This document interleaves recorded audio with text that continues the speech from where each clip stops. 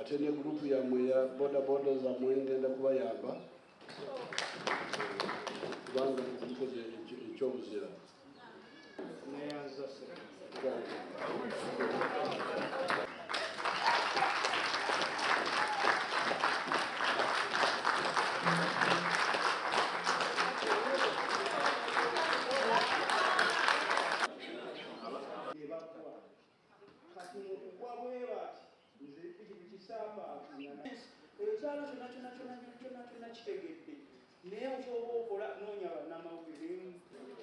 Okoze ekyobuzira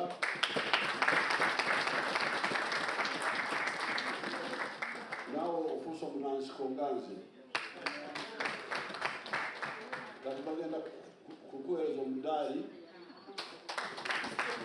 wali guwuddeko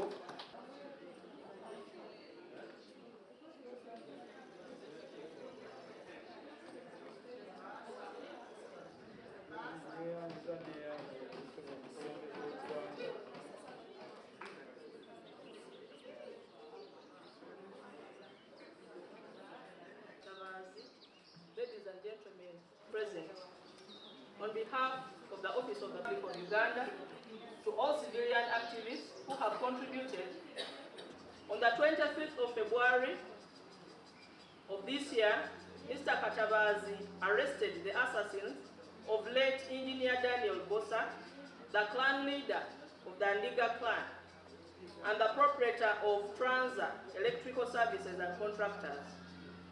He was shot a few meters from his residence in Lwomwa in Kampala City.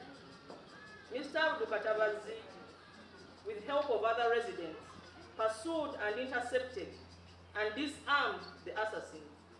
He also urged the angry mob not to kill the assassins in order to have the incriminating evidence intact and for justice to prevail for the murder of Engineer